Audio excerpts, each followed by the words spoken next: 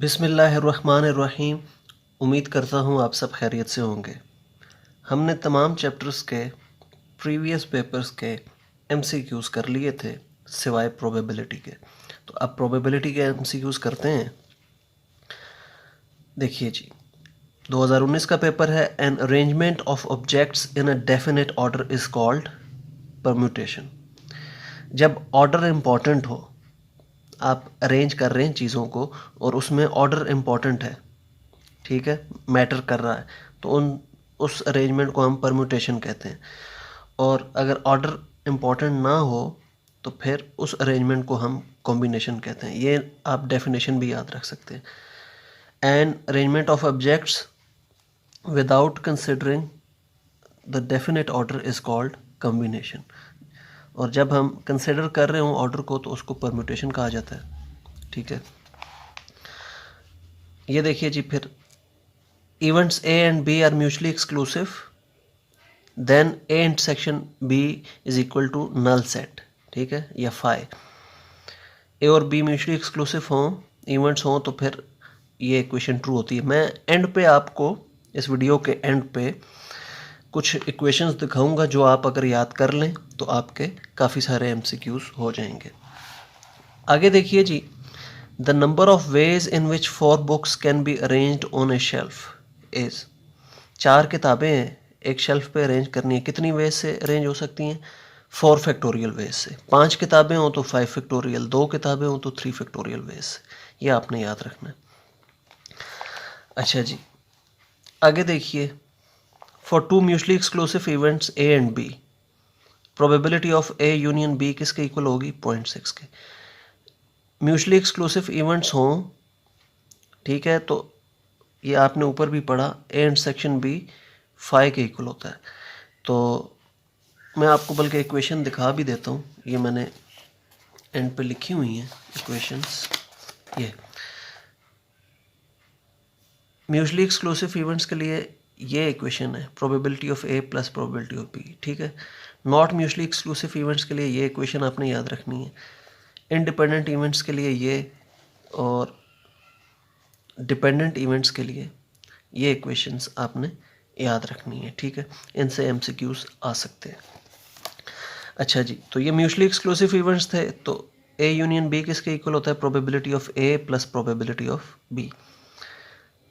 The probability of drawing 2 aces from a pack of 52 cards with replacement is, एक S की probability होती है 4/52, ठीक है। और विद रिप्लेसमेंट अगर हम प्रोबेबिलिटी फाइंड कर रहे हैं तो पहले की प्रोबेबिलिटी होगी 4/52, ठीक हो गया। दूसरे की भी होगी 4/52, क्योंकि हमने कार्ड रिप्लेस कर दी। अगर रिप्लेस ना करें फिर ये प्रोबेबिलिटी होगी 4/52 इंटू 3/51। तो अगर विदाउट रिप्लेसमेंट लिखा हो तो आप यूं एसेस की प्रोबेबिलिटी फाइंड करेंगे, विद रिप्लेसमेंट लिखा हो तो यूं। एसेस कितने होते हैं? एसेस कहते हैं ए को, 4 होते हैं, तो उसकी प्रोबेबिलिटी 4/52 है, ठीक है। अगर रिप्लेस कर दिया जाए दूसरे की भी 4/52, अगर कार्ड्स को रिप्लेस ना किया जाए फिर ये। आगे देखिए जी, ये सवाल देखिए, which of the following statement is correct. मैंने सारी स्टेटमेंट्स लिख दी थी ताकि आपको पता चले कि किन स्टेटमेंट्स की बात कर रहे हैं। ए इंटरसेक्शन ए फाई के इक्वल नहीं होता, ए के इक्वल होता है। ए इंटरसेक्शन ए अगेन ए के इक्वल होता है, ए कंप्लीमेंट के इक्वल नहीं होता। ए यूनियन ए के इक्वल होता है, ये करेक्ट स्टेटमेंट है, ठीक है। ए इंटरसेक्शन ए के ही इक्वल होता है, एस के इक्वल नहीं होता। तो ये सारे जो सेट्स यहाँ लिखे हुए हैं ये ए के इक्वल है, ठीक है। सिर्फ यहाँ पर आपको करेक्ट ऑप्शन दी गई थी, तो इनमें से कोई भी आ जाए तो ये सारे के सारे किसके इक्वल होते हैं? ए के। ए यूनियन ए भी ए के इक्वल होता है, ए इंटरसेक्शन ए भी ए के इक्वल होता है। देखिए जी, ये आपसे पूछ लिया law for not mutually exclusive events, अभी मैंने आपको इक्वेशन दिखाई थी। इसमें A intersection B null set के इक्वल नहीं होता नॉट म्यूचुअली एक्सक्लूसिव के केस में। म्यूचुअली एक्सक्लूसिव के केस में ये नल सेट के इक्वल होता है, ये प्रोबेबिलिटी 0 हो जाती है, ठीक है। तो नॉट म्यूचुअली एक्सक्लूसिव इवेंट्स में ए प्लस बी सिर्फ होता है, सॉरी म्यूचुअली एक्सक्लूसिव इवेंट्स में। आगे देखिए जी, the probability of an event can not be less than 0। बाज़ का यूँ लिख सकता है ऑप्शन पॉजिटिव नेगेटिव, तो आपने नेगेटिव लिखना है, ठीक है। आगे चलते हैं, 2016 का पेपर देख लीजिए जी। Probability is a measure of uncertainty, ठीक है, ये इसकी डेफिनेशन भी है, स्मॉल डेफिनेशन प्रोबेबिलिटी की। रैंडम एक्सपेरिमेंट ऐसा एक्सपेरिमेंट होता है जिसकी 2 या 2 से ज़्यादा आउटकम्स होती हैं। यहाँ पर एक ऑप्शन ये भी लिखी हुई थी मोर देन 2। देखें, 2 या 2 से ज़्यादा आउटकम होती हैं। मोर देन 2 का मतलब होता है 2 से ज़्यादा। तो आपने गौर से देखना है कौन से लफ्ज़ लिखो।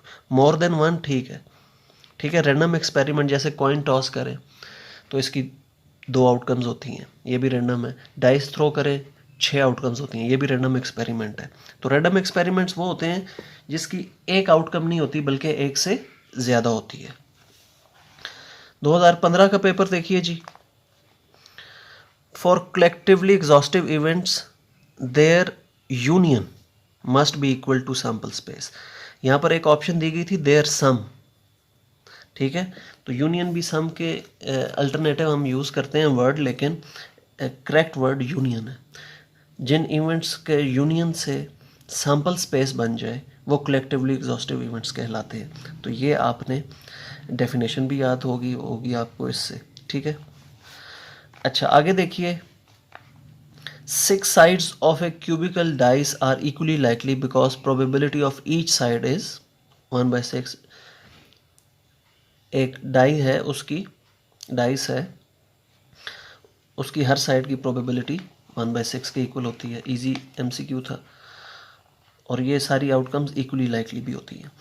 What is probability of an event which is sure to happen. Probability क्या होती है उस इवेंट की जो श्योर हो, 100% श्योर हो, वो होती है 1। और वो कौन सा इवेंट होता है, सैम्पल स्पेस। मैं यहाँ लिख देता हूँ, प्रोबेबिलिटी ऑफ सैम्पल स्पेस 1 के इक्वल होती है, और प्रोबेबिलिटी ऑफ नल सेट ये 0 के इक्वल होती है। तो ये एमसीक्यूज भी आ सकते हैं। 2014 का पेपर देखिए जी। When a coin and a die are roll together, ये बड़ा अच्छा इंटरेस्टिंग एमसीक्यू है, शायद इस दफ़ा आ जाए।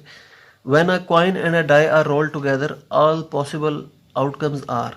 देखें, कॉइन के अंदर 2 आउटकम्स होती हैं और डाई के अंदर 6 होती हैं। तो ये एक कंपाउंड एक्सपेरिमेंट है। तो कॉइन और डाई इकट्ठे रोल हो रहे हैं तो 2 × 6 12 आउटकम्स होंगी। ये मल्टीप्लिकेशन रूल यहाँ पे यूज़ हुआ है। ये देखिए जी, ये आप डेफिनेशन यूज़ कर सकते हैं इंडिपेंडेंट इवेंट्स की। If probability of A given B is equal to probability of A and probability of B given A is equal to probability of B, then A and B are independent events. ये इसको given बोलते हैं, यानी कि ये extra information है। ये extra information कोई फ़र्क नहीं डाल रही प्रोबेबिलिटी पे, ठीक है। ये प्रोबेबिलिटी ऑफ ए के ही इक्वल रह रही है। और इस तरह यहाँ पर प्रोबेबिलिटी ऑफ बी गिवन ए, ये बी के ही इक्वल है। तो ए और बी उस सूरत में इंडिपेंडेंट होते हैं। अगर ये नॉट इक्वल टू हो यहाँ पर, तो उस सूरत में इवेंट्स डिपेंडेंट होते हैं। आगे देखिए जी, probability of B given A is equal to 0.25, A intersection B is equal to 0.20। तो ए की प्रोबेबिलिटी क्या होगी। तो यहाँ पर आपको ये डेफिनेशन याद होनी चाहिए कंडीशनल प्रोबेबिलिटी की। इसको कंडीशनल प्रोबेबिलिटी कहा जाता है। जो इवेंट बाद में आता है ना, उसकी प्रोबेबिलिटी से डिवाइड किया जाता है और इन दोनों का इंटरसेक्शन ऊपर होता है, ठीक है। तो ये अगर आपको फार्मूला याद है तो यहाँ वैल्यूज़ पुट करके ये मैंने थोड़ा सा सॉल्व कर दिया है 2-3 स्टेप्स में। तो ये 0.80 आ गई थी प्रोबेबिलिटी। आगे बढ़ते हैं। ये देखिए जी, 2013 के पेपर में आया, neither tail nor head comes up on the upper side of the coin is an example of. ना टेल आए ना हेड आए, ये किसकी एग्जाम्पल है, नल सेट की, ठीक है।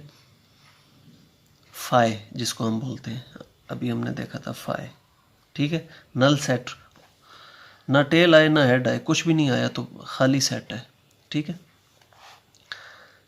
If 3 6 face dice are rolled the possible outcomes are. 3 dice roll हुए तो डाइस के अंदर 6 आउटकम्स होती हैं। कितने रोल हुए, 3, 6 पावर 3 216। ये इंटरेस्टिंग है जी। If probability of A is equal to 2/3, probability of B is equal to 1/3। B is a complementary event of event A. तो ऑप्शंस में दिया गया था येस, नो और एक दो ऑप्शंस और थी, तो येस करेक्ट ऑप्शन है। कम्प्लीमेंट्री इवेंट्स वो होते हैं कि उन दोनों को अगर जमा किया जाए इवेंट्स को तो प्रोबेबिलिटी इक्वल होती है 1 के, ठीक है। तो यहाँ आप पुट करके देख लें 2/3 1/3, अगर 1 के इक्वल आता है तो ए और बी कॉम्प्लीमेंट्री इवेंट्स हैं, ठीक हो गया। उनका सम किसके इक्वल हो, 1 के इक्वल हो, उनकी प्रोबेबिलिटीज का सम। अच्छा आगे चलिए जी, 2012 का पेपर है।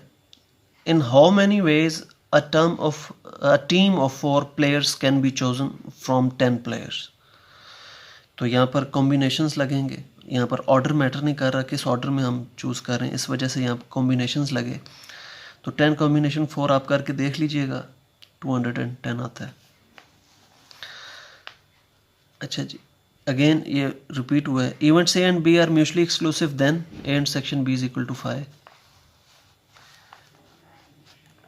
अब मुख्तलिफ अंदाज में ये चीज़ पूछी गई है। मुख्तलिफ अंदाज मीन्स मुख्तलिफ वर्डिंग यहाँ यूज़ हुई है। An orderly arrangement of objects is called permutation. जब ऑर्डर मैटर कर रहा हो और ऑर्डर में हम अरेंजमेंट कर रहे हो उसको परम्यूटेशन कहते हैं। जब ऑर्डर मैटर ना कर रहा हो, ऑर्डरली अरेंजमेंट ना हो, उसको कॉम्बिनेशंस कहते हैं।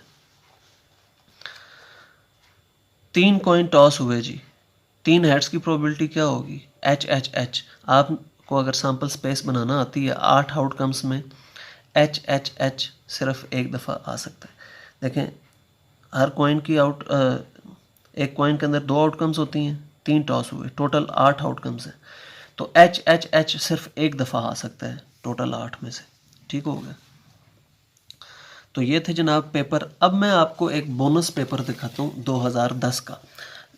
वो मैंने तरतीब से चैप्टर वाइज नहीं सॉल्व किया, बल्कि जिस तरतीब से क्वेश्चन आए उसी तरतीब से हर चैप्टर से सॉल्व कर दिए।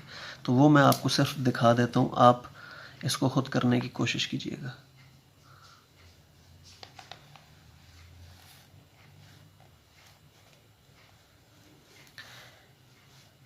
इसमें भी बड़े अच्छे अच्छे एमसीक्यूज दिए गए थे, इस वजह से मैंने 2010 का पेपर भी सॉल्व कर दिया। तो आप इन सवालों को समझ के कर लीजिएगा। अगर इनमें से कोई समझ नहीं आता तो मैं फिर आपको करवा दूंगा।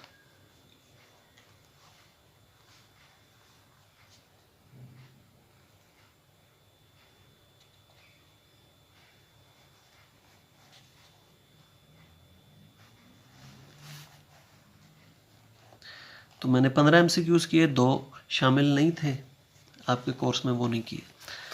अब मैं आपको इक्वेशंस दिखा देता हूँ जो आपने प्रोबेबिलिटी के चैप्टर के लिए इम्पॉर्टेंट हैं, ये वाली याद कर लें। ये परम्यूटेशंस का फार्मूला, ये कॉम्बिनेशंस का, ये टोटल सबसेट एक सेट के अंदर कितने होते हैं। ये 2010 के पेपर का पहला जो एमसीक्यू था इस फार्मूले से हुआ। ये एक एमसीक्यू जो कॉइन और डाइस इकट्ठे टॉस हुए थे उसमें ये फार्मूला लगा था। फिर म्यूचुअली एक्सक्लूसिव वाले आपने देखे फार्मूले यूज़ हुए, नॉट म्यूचुअली एक्सक्लूसिव वाले, इंडिपेंडेंट इवेंट्स वाला एक आध सवाल है शायद 2010 के पेपर में, वो इससे सॉल्व होता है। इससे भी हमने एक क्वेश्चन सॉल्व किया है। ये कंडीशनल प्रोबेबिलिटी, असल में ये कंडीशनल प्रोबेबिलिटी का फार्मूला ही ये लॉ फॉर डिपेंडेंट इवेंट्स बनता है। इसको इधर मल्टीप्लाई कर दें, इसको इधर, तो ये चीज़ बन जाती है। तो ये चंद इक्वेशंस हैं जो आपको याद रखनी है। Best of luck.